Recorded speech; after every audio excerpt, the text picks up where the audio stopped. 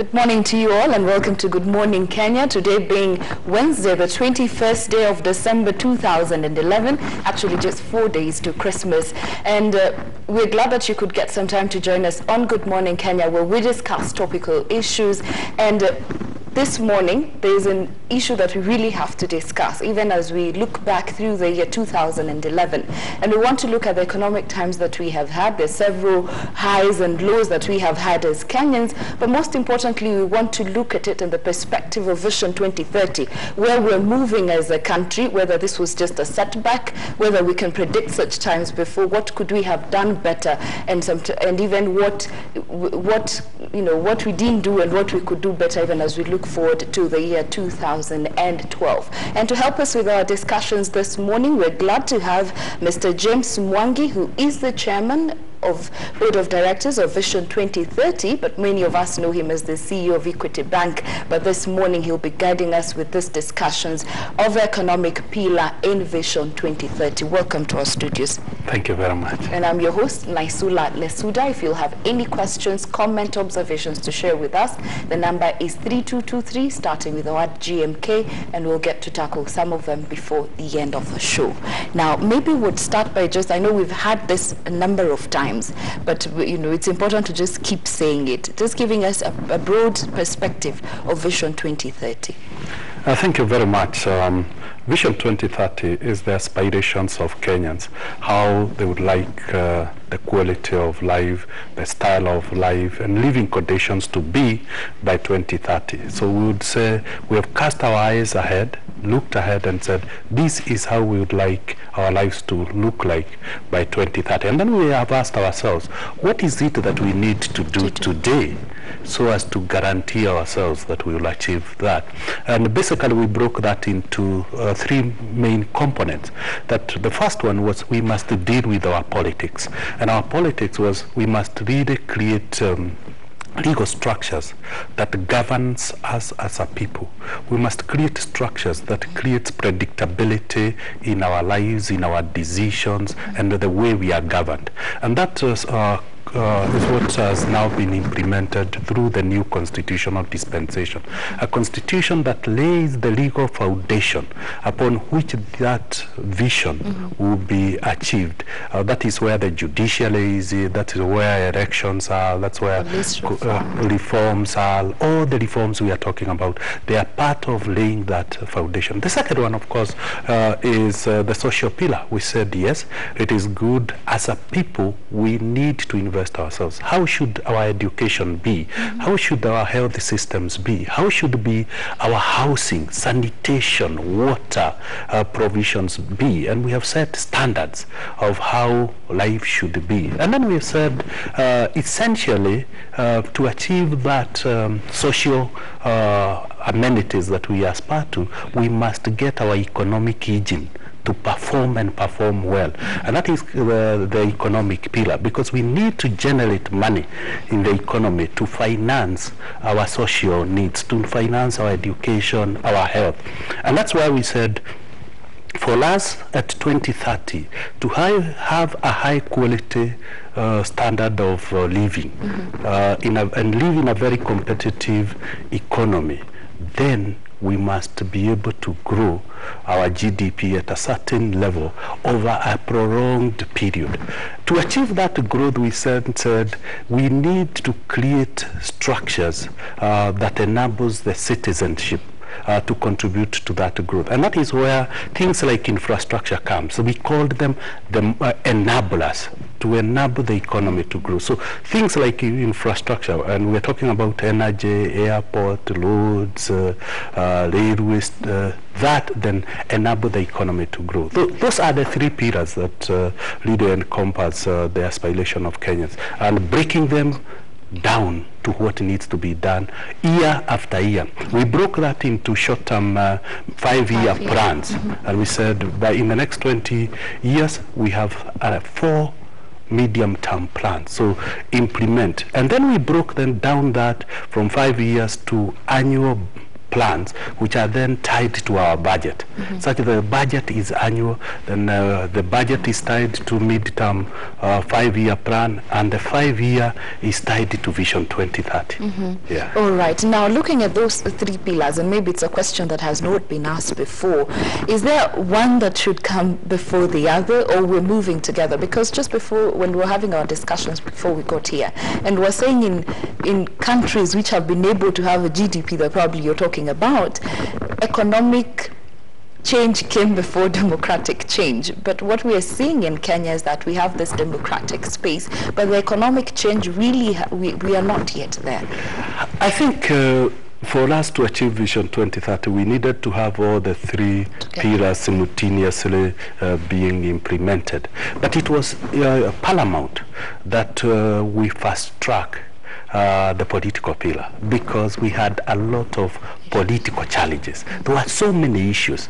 All the cries of the Kenyans were more to do with the way they were being governed. They were more to do with the structures that existed in society. It was all about predictability of decision. So we fast-tracked to Vision 2030. And I would say the political pillar, we have achieved maybe 70%. We'll achieve more next year with the kind of implementation of the full implementation with the elections next year will be almost 90%. And so, good morning to you.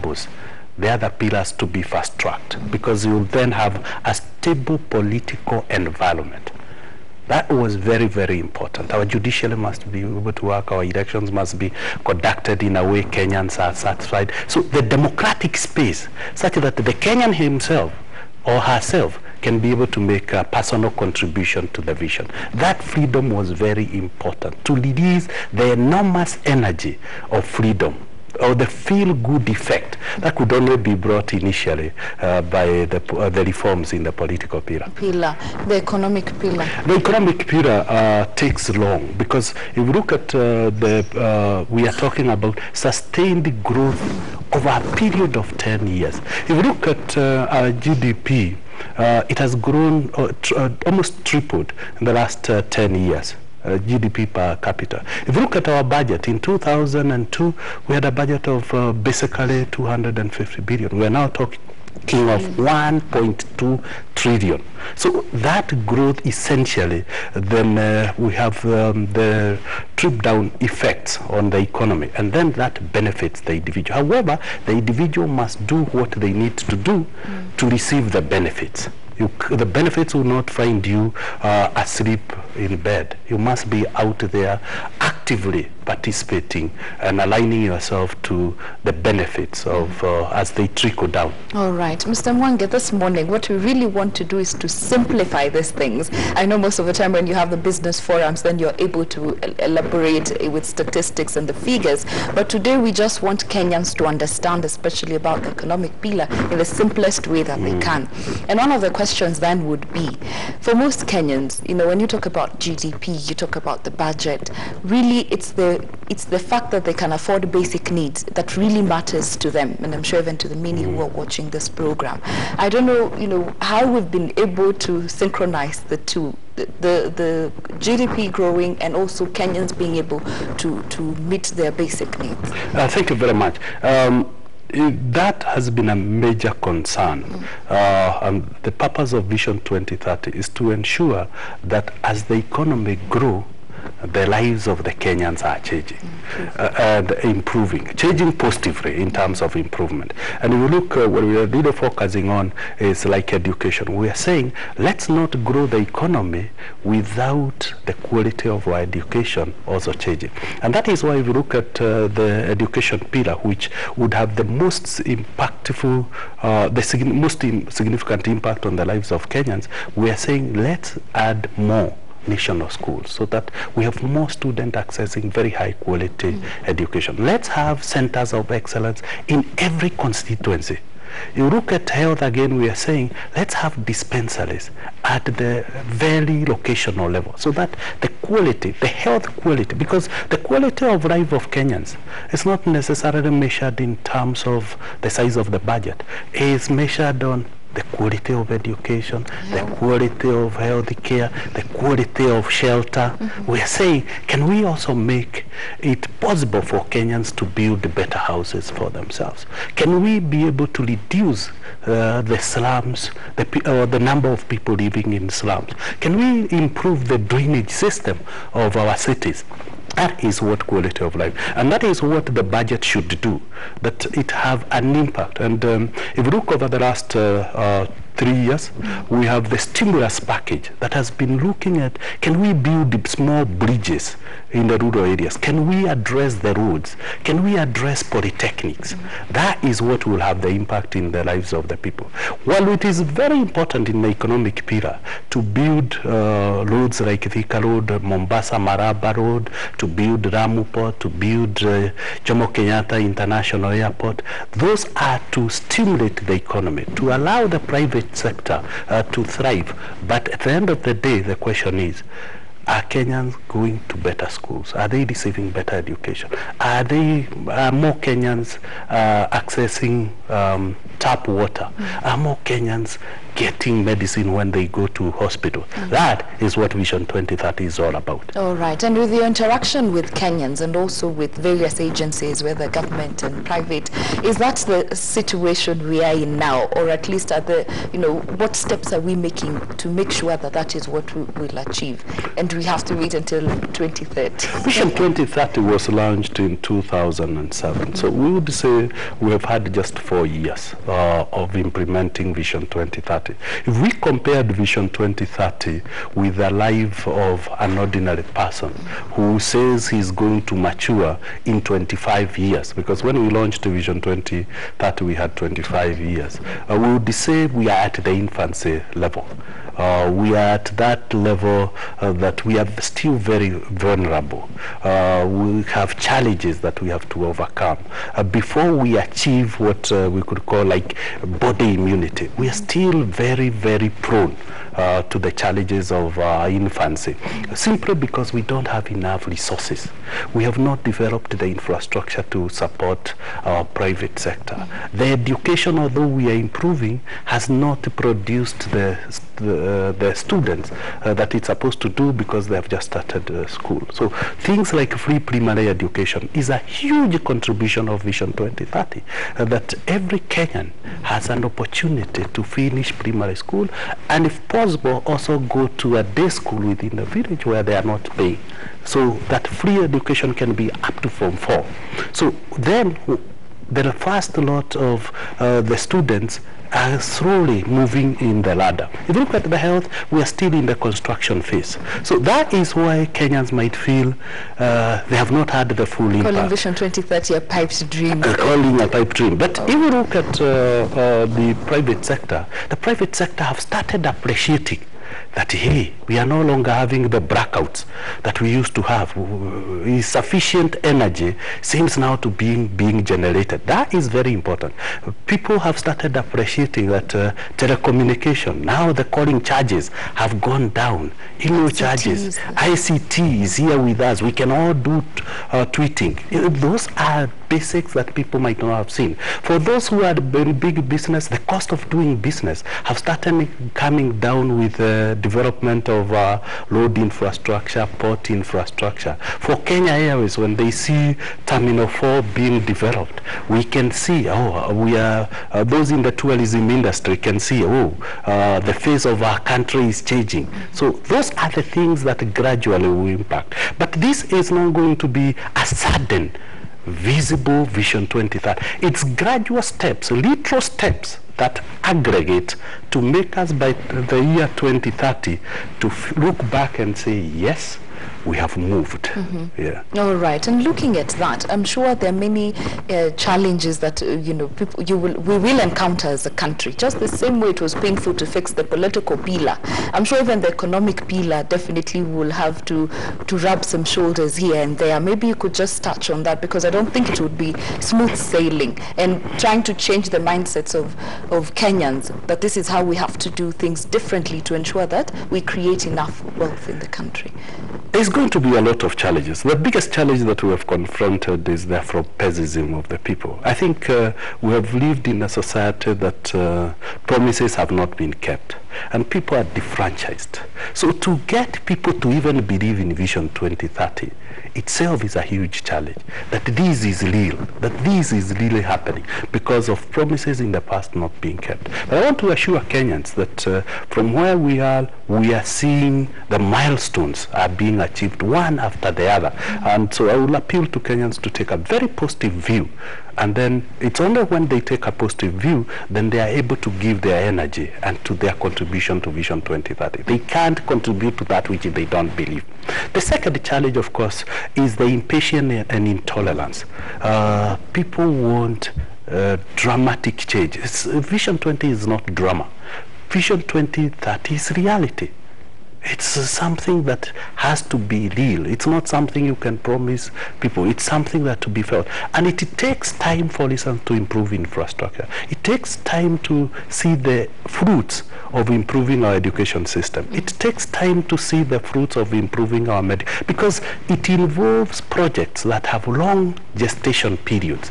For an economy to sustain itself, we are coming from an economy that was growing at barely 2%. For us to sustain ourselves at 10, without being cushioned to international shocks like what we are now going through, we'll keep on slipping, but slipping back doesn't mean we have given away. We need to sustain ourselves. We've slipped back, but no, we must keep on going forward. Those are the encouragements that we need. And of course, we will have challenges of resources. We have too many.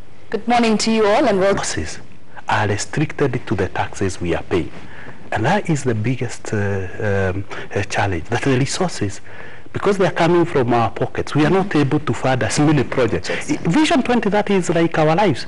All of us would like to drive a good car, we would like to live in a good house, we would like to do almost everything that would show we have reached. It's the same with Vision 2030. Is that pocket of the Kenyan we are relying on to do the infrastructure. Depending on how much tax is collected, then that is how much we could be able to do. Linking those two has also been a huge challenge. And of course, the last one is the challenge of change.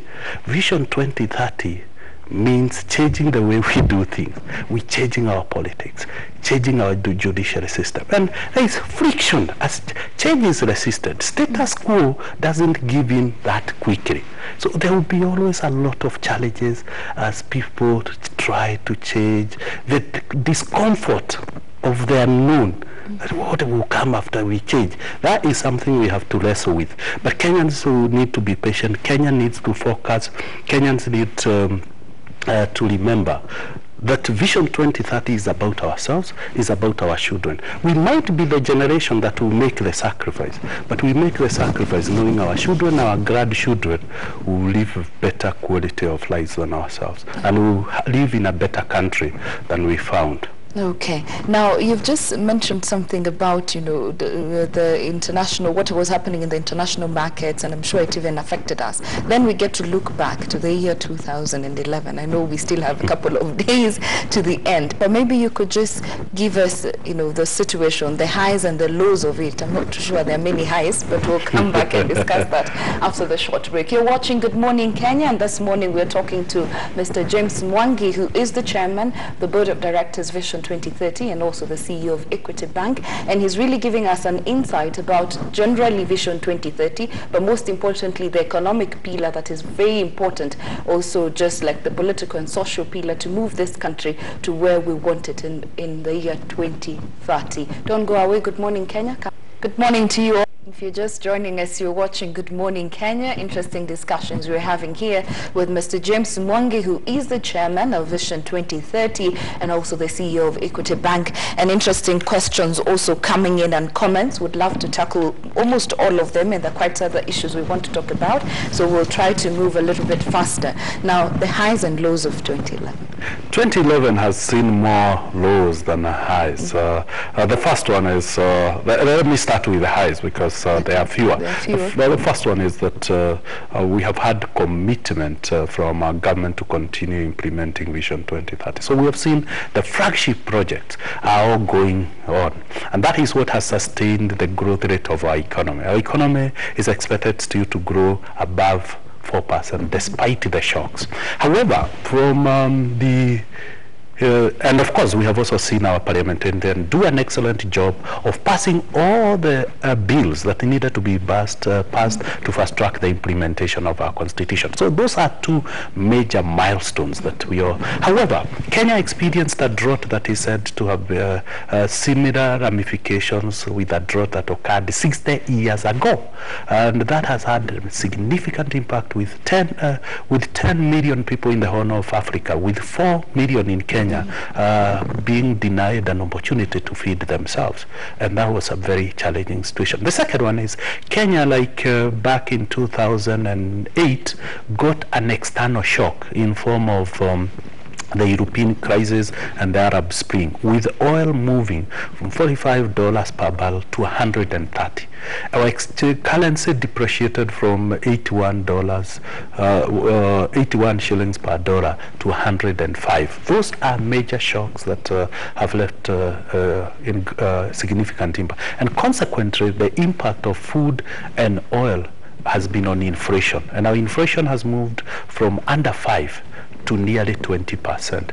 And with that inflation, the consequence is that interest rates have moved from an average of 13 to a highs of 30 during that period. And this is what I could call a headwind that has hit our economy. And it has forced Kenyans to adjust. And we are seeing Kenyans really focusing on saying, no, the quality of life has really, the standard of living has been. However, the question is whether we are focusing on the right thing. It's okay for Kenyans to demand higher salaries, but the question is, can we afford those salaries?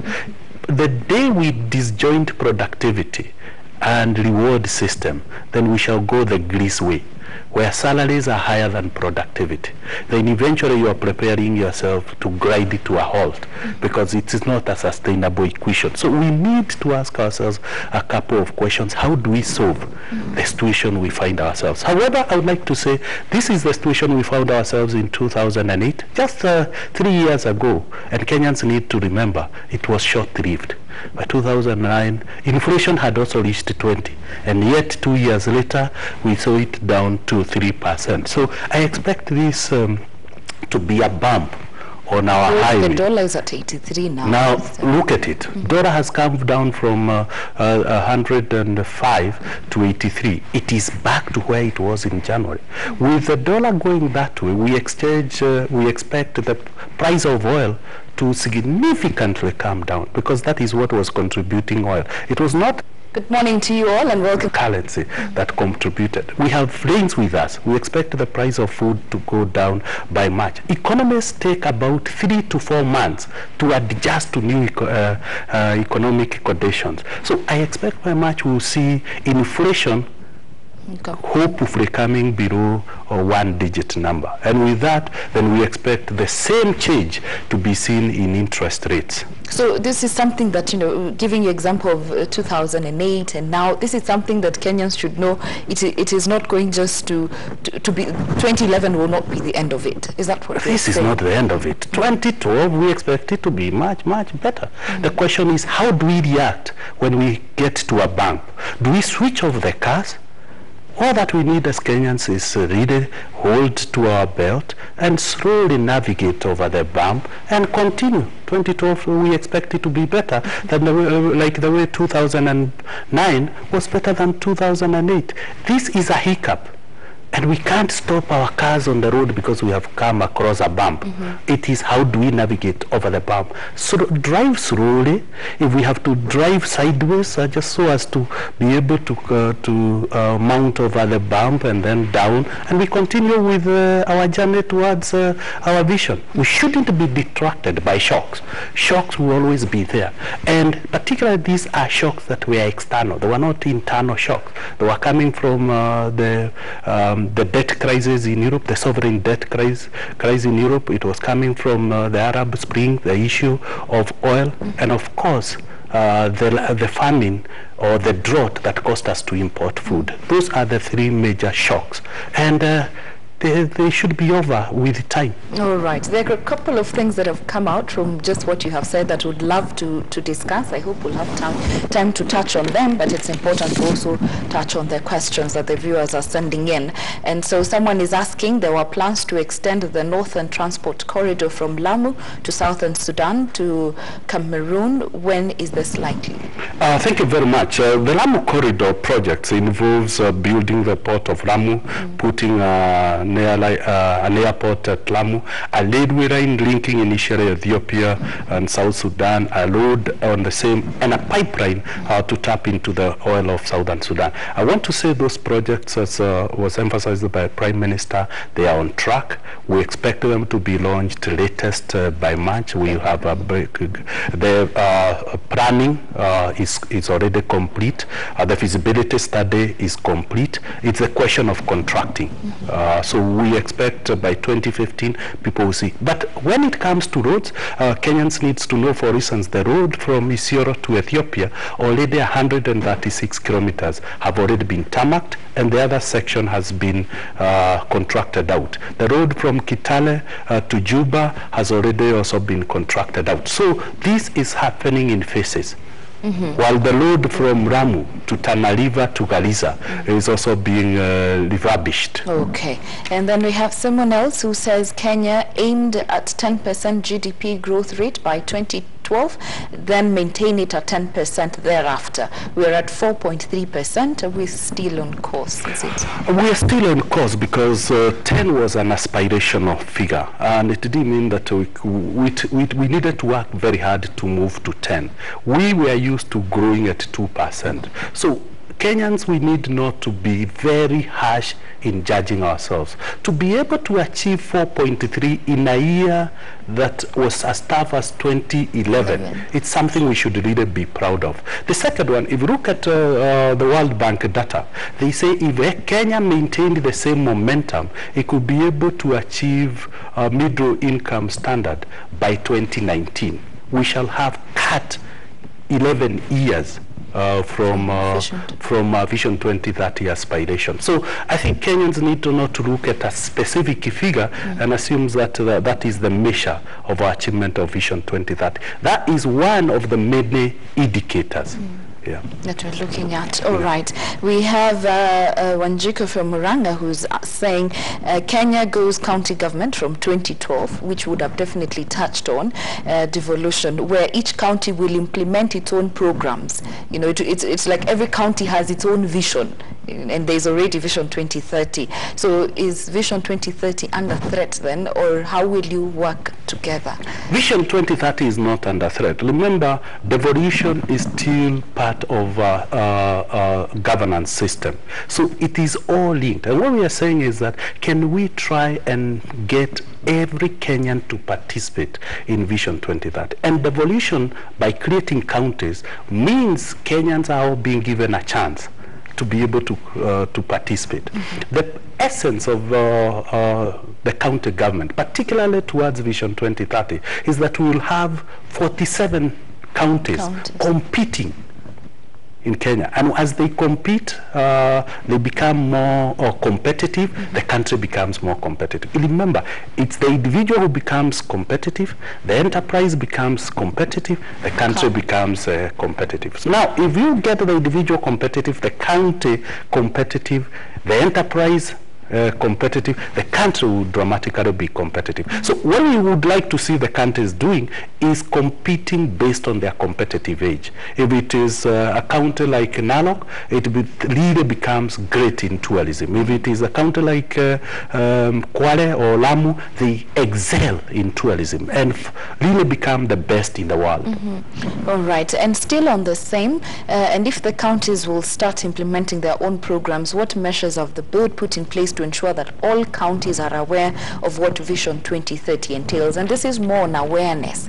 You know, I don't know, as you were saying, you know, Kenyans, they're not so optimistic with Vision 2030, but sometimes it's really not relating with it or understanding their role in making sure that Vision 2030 works. I think we have a lot to play. We have a lot to do, particularly in communicating and engaging Kenyans, and that is why we have the Wakilisha campaign. We're asking you as an individual, how are you representing yourself in Vision 2030? How we want every Kenyan to Wakilisha Vision 2030. And basically the counties will become very powerful force. I think counties are not independent of our unitary state. They are part and parcel of our state. It's only that we have devolved. The essence is to ensure our resources are not held at the center. They are devolved to implement, such that you can have focus on the needs of the county. So the issue of the county, I think it will be more on the people Kenyans elect. Who do we elect to be our governors, particularly the governors, because those are chief executives. So counties will be like companies. We have assumed 44 banks. So the question is, counties will be like 44 banks, and all the banks are competing to grow and become. So the question is, which CEO do you hire to manage your county or to your county bank? That is essentially. And we elect the right people who focus on really delivering services to the people, because the county becomes like a company. And the citizens of the county are the shareholders. So they should be asking their governor, where is our dividend? Where is the growth of our company? And dividend will be a form of education, health, roads, and competitiveness, services to the citizens. So we are now holding leadership very, very close, like we hold leadership in corporations. All right, so that we leave the county issue, let's just tackle this question. And we've seen it happen now, saying that the devolved government will be very expensive for this country. That is the debate that is going on even with the Senate.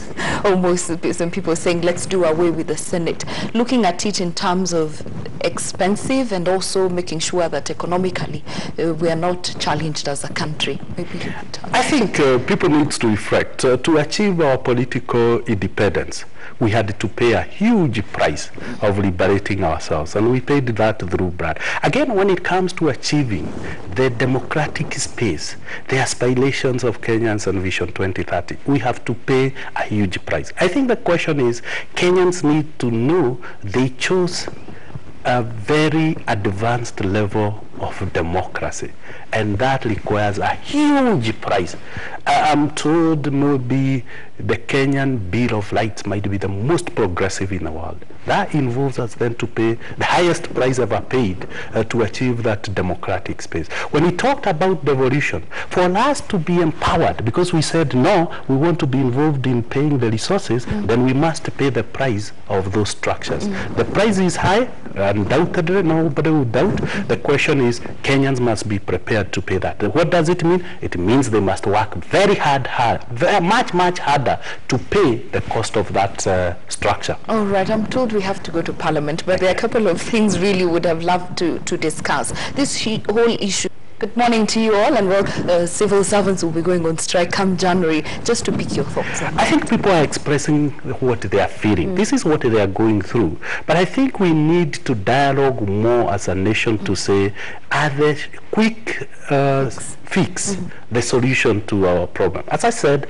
it will be a disaster, and we shall truly go the Greece way if we disconnect productivity and the wage. People must be paid for what they do. That's why they're saying the MPs should also take pay cuts if it's about productivity and the salaries. I think it's all Kenyans. We need all Kenyans now to really take a sit back and say, what is it we want for ourselves? Do we want to put the cart before the horse? We all know horses pull carts. If we ever push our cart before the horse, we'll come to a standstill. We need to be very careful with our actions. We need to divorce from the emotions. There is pain, but we need to know pain is temporary. We need to retain our eyes on the spot of where we want to go. Vision 2030, quality of life for our children. All right, I have to ask you this question, otherwise I'll be held accountable when I walk out. Since, let's just look at it from you being the CEO of Equity, and we have seen now parliamentarians coming to the banks and asking several questions. Your thoughts on that? And also, I'm sure Kenyans would like to know, would we see the interest rates going down, especially towards January, children going back to school? Just very briefly. I'd like to remind Kenyans where we came from 1990. If you remember, 1993, the interest rates were at 80. We went down all the way to between 8 and 13 before this shock. And because of the shock, we saw inflation go to 20, the central bank rate go to 18, and consequently, banks had to have interest rates. Interest rates are always higher than inflation. So consequently, as inflation comes down, Kenyans can expect interest rates to come down. I think trying to manage, and I would like to appeal to all Kenyans, to allow markets to manage the shocks, other than prescribing a medicine for a temporary situation. Because if you institutionalize that, then it becomes very, very pretty difficult for the economy. If you remember, at 8%, Kenyans were paying less than 4% on the central bank rate. So if we institutionalize that, what we'll do is that we'll marginalize the economy. We may distort the mechanism of allocating resources. But it's a debate all of us need to participate as Kenyans and see where we settle. Whatever decision we make, then we should be prepared to live with the consequences thereof. And that is what we should always bear in mind. What are the consequences of the decisions we are taking? Because it's easier to make decisions. Consequences are very painful to live with because they take a long-term impact as opposed to the sudden emotional satisfaction. Okay, and on the same end, at least giving that message of hope to Kenyans, there is also this concern always that when the rates go up, they go up so fast. Coming down is always a problem, and it's the same even maybe with fuel, as I'm sure you have had Kenyans saying now the dollar is stabilized, how come the prices are taking too long to come down? I think it's the issue of patience and delayed gratification. We're saying, for instance, let's look at oil.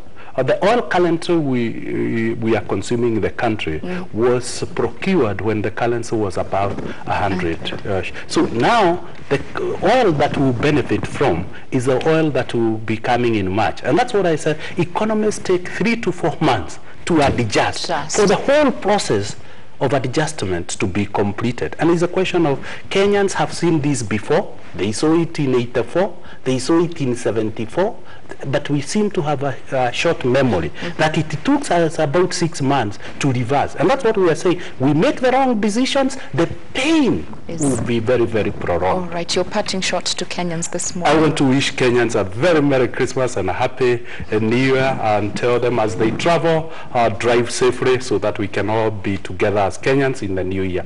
Thank you very much. Thank you very much for coming to our studios and for sharing this information with us. God bless. You have been watching Good Morning Kenya, and we have been listening to Mr. James Mwangi, who's the Chairman, Board of Directors, Vision 2030, and he's also the CEO of Equity Bank. He's really given us an insight on Vision 2030, especially the economic pillar, and he has given us a lot of information. We apologize, we had to rush a little bit because of time. There are many questions that have come in. We do appreciate, and I'm sure in the coming year we'll be able to tackle some of these concerns that Kenyans have right here on Good Morning Kenya.